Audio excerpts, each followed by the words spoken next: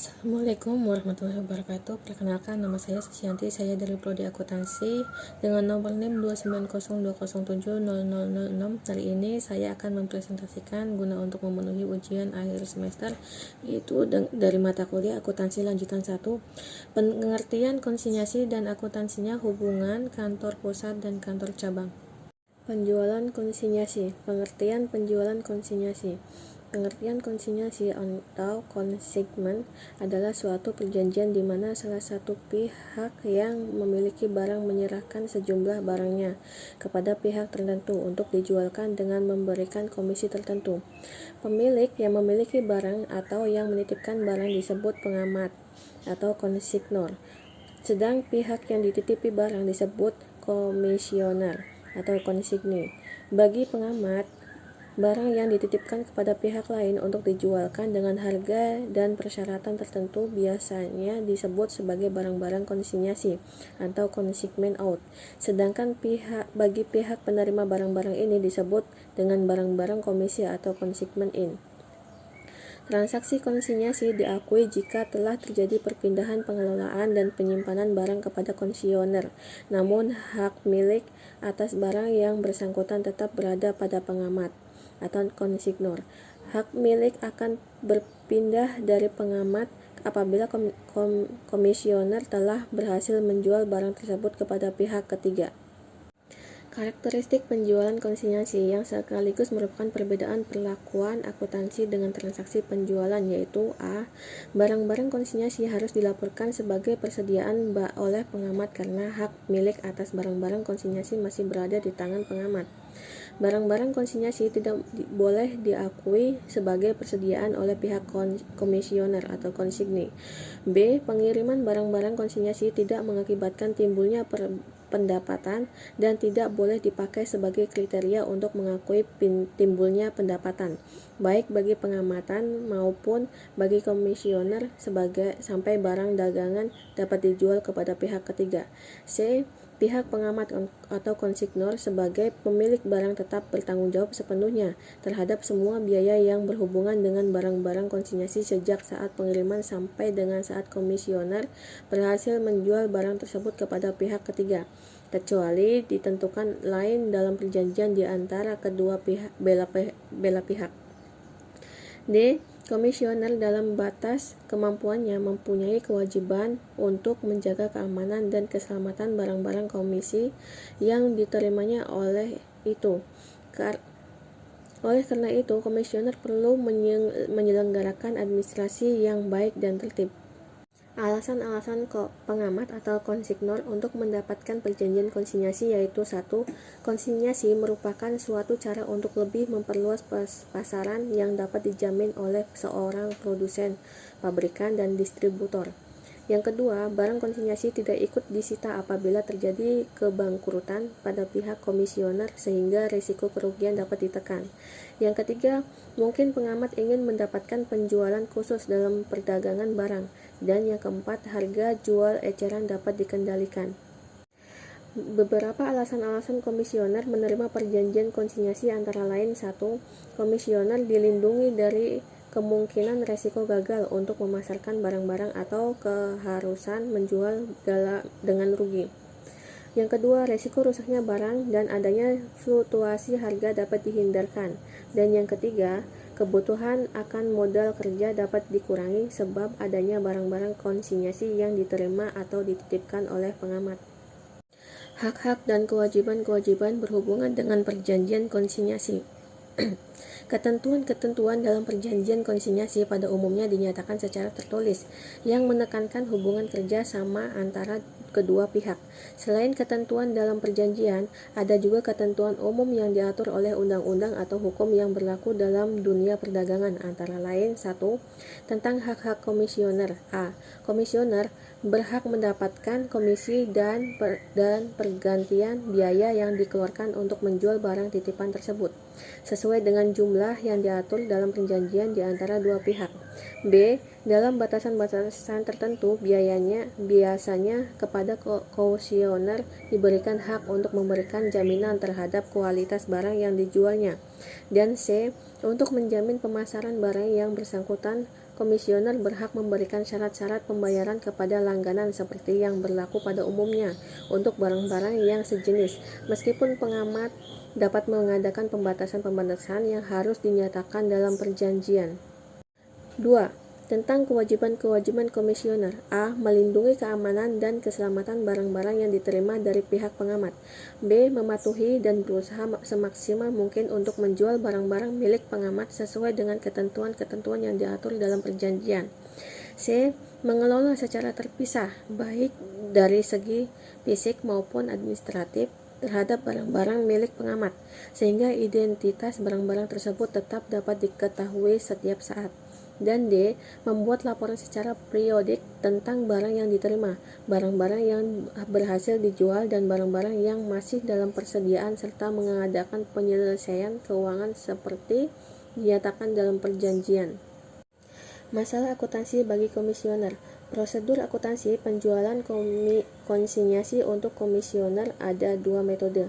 1. Metode terpisah. Di dalam metode ini, semua laba ataupun rugi yang diperoleh dari kegiatan konsinyasi akan disajikan secara terpisah dari laba rugi yang biasa. Untuk memisahkan tersebut, maka pendapatan dan biaya yang berhubungan dengan kegiatan komisioner juga harus dipisahkan. Alat yang digunakan untuk mengumpulkan pendapatan dan biaya tersebut adalah rekening barang komisi. Rekening ini akan didebit dengan biaya yang berhubungan dengan barang komisi dan dikredit dengan pendapatan yang berhubungan dengan barang komisi. Jadi, pendebitan dan pengkreditan terhadap rekening barang komisi adalah: pendebitan terhadap rekening ini terdiri atas A. Biaya perakitan, B. Jumlah yang harus dibayarkan kepada pengamatan, dan pengkreditan terhadap rekening barang komisi adalah hasil penjualan barang komisi. Pada umumnya, pencatatan yang dibuat oleh komisioner hanya mencakup 4 transaksi, yaitu 1. Membayar biaya angkut atau perakitan, 2. Menjual barang komisi, 3. Mengirim laporan pertanggungjawaban kepada pengamat, dan keempat, mengirim pembayaran kepada pengamat komisioner. 2. Metode tidak terpisah. Di dalam metode ini, laba atau rugi dari kegiatan komisioner tidak dipisahkan dengan laba atau rugi dari kegiatan yang reguler. Oleh karena itu, biaya dan pendapatan yang berhubungan dengan kegiatan komisioner dicatat seperti halnya pendapatan dan biaya yang reguler. Pada umumnya, pencatatan yang dibuat oleh komisioner di dalam metode ini hanya mencakup 3 transaksi, yaitu 1. Membayar biaya angkut atau perakitan, 2. Menjual barang komisi, dan 3. Mengirim pembayaran kepada pengamat komisioner. Metode penjualan konsinyasi. Untuk mencatat suatu transaksi yang dicatat dalam ayat jurnal, maka perlakuan akuntansi untuk penjualan konsinyasi dapat digolongkan dalam 1. Pencatatan oleh konsinyasi yang terselesaikan dengan tuntas. Perbedaan pencatatan pada buku konsinyor jika transaksi konsinyor diselenggarakan terpisah dari transaksi penjualan biasa. Pencatatan pada buku-buku pengamat yaitu PT Jaya Jakarta. Metode perpektual. 1. Pengiriman barang-barang konsinyasi. Barang-barang konsinyasi persediaan produk jadi. Yang kedua, dibayar ongkos angkut pengiriman barang-barang konsinyasi dan kas. Yang ketiga, diterima perhitungan penjualan. A. Mencatat hasil penjualan piutang dagang penjualan konsinyasi, dan B. Mencatat harga pokok penjualan HPP konsinyasi, biaya penjualan konsinyasi, dan barang-barang konsinyasi. Dan yang keempat, penerimaan atau pengiriman uang kas dari konsinyasi, yaitu kas dan piutang dagang. Dan yang kelima, penutup atau pemindahan kas saldo, rekening pengiriman barang-barang konsinyasi ke rugi laba. Sedangkan metode fisiknya barang-barang konsinyasi, yaitu pengiriman barang-barang konsinyasi. Dan yang kedua, barang-barang konsinyasi, yaitu kas. Dan yang ketiga, A. Piutang dagang, penjualan konsinyasi, B. HPP konsinyasi, biaya penjualan konsinyasi dan barang-barang konsinyasi. Dan yang keempat, kas, yaitu kas dan piutang dagang. Dan yang kelima, pengiriman barang-barang konsinyasi, rugi laba. Yang kedua, perbedaan pencatatan pada buku konsinyasi jika transaksi konsinyasi tidak diselenggarakan terpisah dari transaksi penjualan biasa. Pencatatan pada buku-buku pengamat PT Jaya Jakarta. Metode perpektualnya: 1. Pengiriman barang-barang konsinyasi, yaitu barang-barang konsinyasi dan persediaan produk jadi. Dan yang kedua, dibayar ongkos angkut pengiriman dan ongkos angkut kas. Yang ketiga, diterima perhitungan penjualan. A. Mencatat hasil penjualan, piutang dagang, dan hasil penjualan. B. Mencatat harga pokok penjualan, harga pokok penjualan, barang-barang konsinyasi. Dan C. Menghapus saldo rekening pengiriman barang-barang pada akhir periode tahun buku untuk barang-barang yang telah terjual. Dan yang keempat, penerimaan atau pengiriman uang kas seperti kas dan piutang dagang. Sedangkan metode fisiknya barang-barang konsinyasi, pengiriman barang-barang konsinyasi, ongkos angkut, dan kas. A. Yang ketiga, A. Harga pokok penjualan, yaitu hasil penjualan. B. Nggak ada. Dan C. Pengiriman barang-barang konsinyasi, barang-barang konsinyasi. Dan yang keempat, kas dan piutang dagang. Barang-barang konsinyasi yang dikembalikan. Apabila barang-barang konsinyasi dikembalikan kepada pengamat atau konsignor, maka rekening barang-barang konsinyasi harus dikredit dengan harga pokok barang-barang yang bersangkutan. Biaya-biaya yang berhubungan dengan aktivitas untuk menjual barang-barang tersebut atau ongkos angkut, biaya pengepakan, biaya perakitan, dan biaya pengiriman kembali harus dibebankan kepada pendapatan untuk periode yang bersangkutan. Biaya-biaya yang terjadi itu tidak dikapitalisasi sebagai bagian harus pokok barang-barang yang dikembalikan atau tidak perlu ditangguhkan pembebanannya karena tidak memberikan manfaatnya di masa yang akan datang. Dalam hal barang-barang dikembalikan karena rusak sehingga manfaatnya tidak lagi sebanding dengan harga pokoknya, maka penurunan nilai itu harus diakui sebagai kerugian. Jika biaya-biaya perbaikan diperlukan untuk dapat menjual barang-barang tersebut, maka biaya perbaikan atau reparasi demikian harus diakui sebagai biaya periode yang bersangkutan. Uang muka dari komisioner. Perjanjian konsinyasi disertakan adanya persyaratan akan adanya uang muka yang harus dibayar oleh komisioner untuk barang-barang komisi atau titipan yang diterimanya. Bila terjadi uang muka, dapat dicatat sebagai uang muka dari komisioner. Jumlah uang muka diterima pengamat tidak boleh dikredit pada rekening, harus disajikan dalam hutang di neraca sampai perhitungan atas penyelesaian atas barang telah laku dijual dibuat oleh komisioner yang bersangkutan. Penyajian laba rugi atau penjumlahan konsinyasi di dalam perhitungan rugi laba.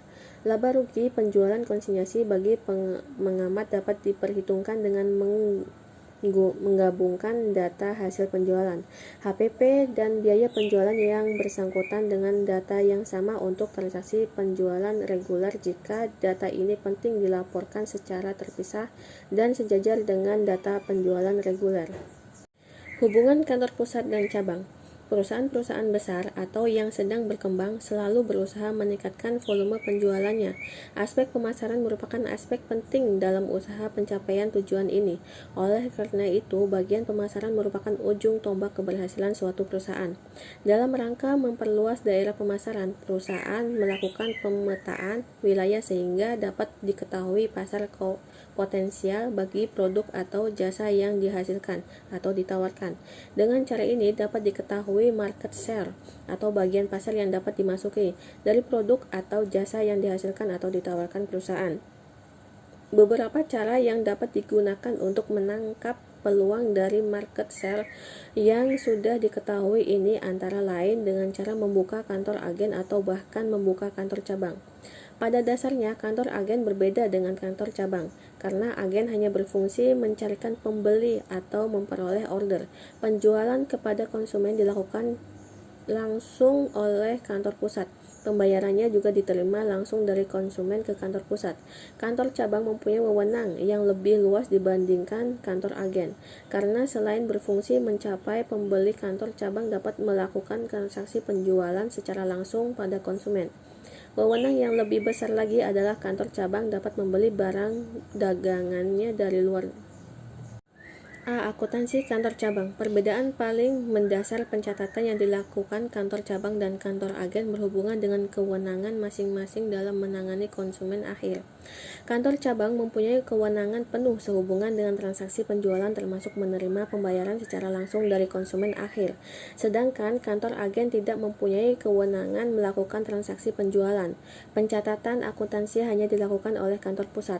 Kantor cabang melaksanakan pembukuan tersendiri karena kantor cabang mempunyai kewenangan dalam melakukan transaksi penjualan.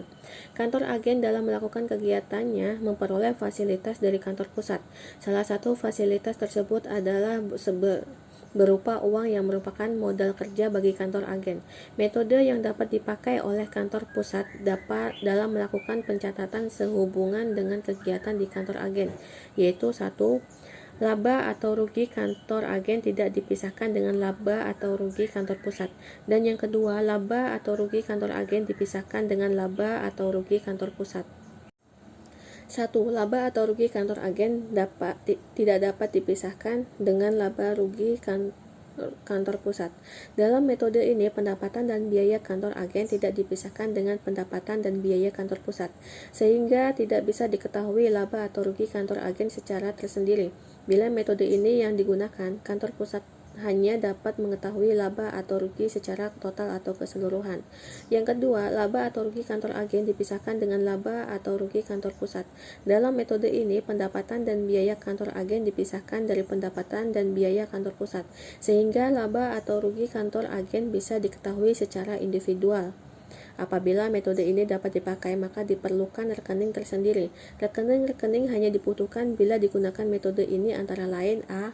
Modal kerja kantor agen, B. Penjualan kantor agen, dan C. BPP kantor agen, dan D. Biaya pemasaran kantor agen, dan E. Biaya administrasi dan umum kantor agen. Contoh soal.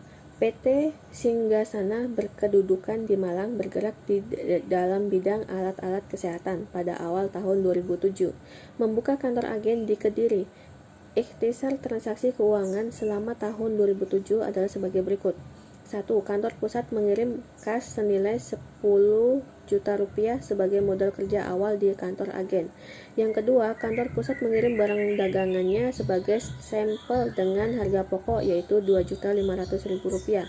Dan ketiga, kantor pusat membeli barang dagangan untuk mengisi persediaan seharga Rp400 juta secara kredit. Dan keempat, transaksi penjualan selama tahun 2007 terdiri dari yaitu 1. Penjualan langsung ke kantor pusat yaitu Rp500 juta, sedangkan beban pokok penjualan Rp300 juta. Yang kedua, penjualan melalui kantor agen Rp200 juta dengan beban pokok penjualan Rp160 juta. 5. Piutang yang hasil ditagih yaitu Rp350 juta, dan 6. Pelunasan utang dagang Rp200 juta, dan 7. Biaya-biaya yang dikeluarkan adalah sebagai berikut. 1. Biaya pemasaran kantor pusat Rp40 juta, biaya pemasaran kantor agen Rp12 juta, biaya administrasi dan umum kantor pusat Rp16 juta, dan keempat, biaya administrasi dan umum kantor agen Rp3 juta. Yang ke-8, depresiasi gedung yang menjadi beban tahun ini adalah kantor pusat Rp7.500.000, kantor agen Rp3 juta, dan ke-9, persediaan sampel tinggal Rp30 juta. Jurnal yang dibuat oleh kantor pusat dalam satu periode untuk masing-masing metode disajikan dalam tabel pada halaman berikut. Asumsi pencatatan persediaan dengan metode perpetual. Berikut tabel jurnalnya yang meliputi laba atau rugi kantor agen tidak dipisahkan, dan laba atau rugi kantor agen yang dipisahkan meliputi 1. Mencatat pembentukan modal kerja, yang kedua mencatat pengiriman barang sampel, dan ketiga mencatat pembelian, 4. Mencatat penjualan, dan 5. Mencatat BPP, 6. Mencatat pelunasan piutang, dan 7. Mencatat pelunasan utang dagang, 8. Mencatat pembebanan biaya operasional, dan 9. Mencatat penyusutan depresiasi gedung, 10. Mencatat persediaan sampel yang sudah dipakai, 11. Mencatat mengakui laba atau rugi kantor agen yaitu jurnal penutup, dan 12. Mengakui laba atau rugi perusahaan secara keseluruhan. Hubungan kantor pusat dan cabang. Operasi suatu cabang. 1. Beroperasi sebagai unit usaha terpisah dan di bawah pengendalian kantor pusat. Yang kedua, modal kerja atau berupa uang tunai, barang-barang dagangan, aktiva lainnya diberi oleh kantor pusat. Dan yang ketiga, barang dagangan dapat dibeli dari pihak ketiga untuk jenis barang yang tersedia dari kantor pusat. 4. Aktivitas penjualan yang dilaksanakan dimulai untuk mendapatkan pembeli, mengirimkan barang atau jasa, membuat faktur penjualan, menagih piutang, menyimpan dalam rekening bank nya sendiri. Dan kelima, pembatasan keleluasaan cabang operasi dapat dilakukan di kantor pusat seperti A. Penerimaan kas dari hasil penjualan mengumpulkan piutang setiap harinya harus disetorkan atas nama rekening kantor pusat dalam jumlah yang utuh. B. Pembentukan dana kas kecil untuk pengeluaran kas di cabang. Akuntansi suatu cabang. 1. Pencatatan kegiatan kantor cabang dilakukan di kantor pusat. Sifat kantor cabang memiliki sifat seperti agen, desentralisasi akuntansi atau pelaksanaan jurnal, buku besar atau seperangkat buku yang terpisah. Pada kantor pusat, pencatatan data akuntansi kantor cabang diperoleh kantor pusat melalui dokumen asli dan ringkasan memo transaksi yang dilengkapi voucher duplikat sebagai arsip cabang. Yang kedua, pencatatan kegiatan kantor cabang dilakukan di kantor pusat dan kantor cabang. Pencatatan data akuntansi kantor cabang diperoleh kantor pusat melalui duplikat jurnal. Pencatatan dokumen asli ke dalam jurnal dilakukan oleh kantor cabang. Pencatatan yang dilakukan kantor cabang, kantor pusat, ke dalam rekening kantor cabang yang terpisah atau dimasukkan ke dalam buku besar umum kantor pusat. Pada akhir periode akuntansi, kantor pusat melakukan penyesuaian atau adjustment dan penutupan pembukuan atau closing rekening kantor cabang untuk menetapkan besarnya laba rugi cabang. Dan yang ketiga, pencatatan kegiatan kantor cabang dilakukan di kantor pusat, di kantor cabang. Pencatatan data transaksi ke dalam jurnal dan pemindah pembukuan ke dalam buku besar umum. Laporan keuangan disusun secara periodik untuk dikirim ke kantor pusat, dan laporan keuangan ini diperiksa oleh internal auditor kantor pusat. Penyelesaiannya penutupan saldo buku-buku dilakukan oleh kantor cabang. Maka hubungan kantor cabang dan kantor pusat terlihat sebagai berikut. A. Kantor cabang. Digunakan rekening kantor pusat atau home office untuk menghubung dengan kantor pusat. Rekening kantor pusat atau home office ini 1. Untuk kerugian koperasi kantor cabang. Didebit untuk pengiriman uang yang dilakukan oleh kantor cabang ke kantor pusat. Yang kedua, untuk laba yang dihasilkan operasi kantor cabang. Dikredit untuk mencatat uang tunai, barang-barang, dan aktiva lainnya yang diterima dari kantor pusat. Rekening kantor pusat menunjukkan jumlah kewajiban kantor cabang. A. Kantor pusat. Digunakan rekening timbal balik atau reciprocal account, disebut dengan rekening. B. Kantor cabang atau branch office atau investasi pada kantor cabang atau investment in branch. Rekening kantor cabang ini yaitu 1. Untuk laba yang dihasilkan operasi kantor cabang. Didebit untuk pengiriman uang, barang-barang, dan aktiva lainnya yang diserahkan ke kantor cabang. Yang kedua, untuk kerugian kantor cabang dikredit untuk pengiriman uang tunai dari kantor cabang. Laporan keuangan kantor pusat dan kantor cabang.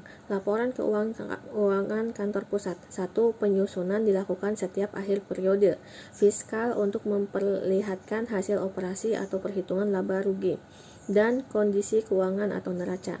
Yang kedua, rekening investasi pada kantor cabang atau investment in branch terlihat sebagai aktiva atau aset pada neraca kantor pusat. Dan yang ketiga, menghasilkan masing-masing kantor cabang dapat diperlihatkan pada laporan pendapatan atau perhitungan rugi laba kantor pusat.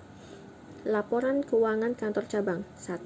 Penyusunan dilakukan setiap akhir periode fiskal. Yang kedua, neraca saldo cabang dapat dilampirkan sebagai daftar pendukung saldo investasi pada kantor cabang. Yang ketiga, perhitungan rugi laba kantor cabang dapat dilampirkan pada laporan pendapatan atau perhitungan rugi laba kantor pusat.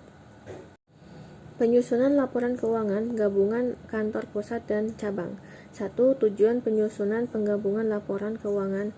Penggabungan laporan keuangan atau neraca dan perhitungan rugi laba kantor pusat dan kantor cabang dimaksudkan untuk memberikan gambaran secara menyeluruh dari suatu unit usaha yang diperlukan para pemegang saham, kreditur, dan kantor-kantor pajak.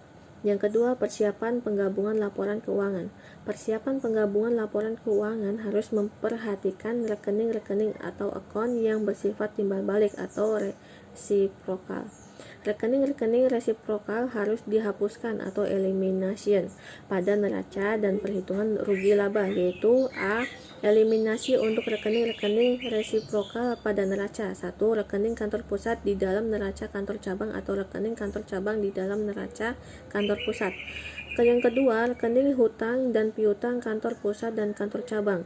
Yang B, eliminasi untuk rekening-rekening resiprokal pada perhitungan rugi laba. 1. Rekening pengiriman barang dagangan ke kantor cabang di dalam perhitungan rugi laba kantor pusat dan rekening pengiriman barang dagangan dari kantor pusat di dalam perhitungan rugi laba kantor cabang. Dan yang kedua, rekening pendapatan dan biaya lainnya yang terjadi akibat transaksi di antara kantor pusat dan kantor cabang. Contoh soal akuntansi kantor pusat dan kantor cabang harus memenuhi prinsip akuntansi berterima untuk umum agar pengakuan pendapatan dan beban dapat berjalan. Apa penyebab perusahaan membentuk kantor pusat dan kantor cabang adalah mencari usaha sampingan agar didapatkan penghasilan lain dari aktivitas bisnis.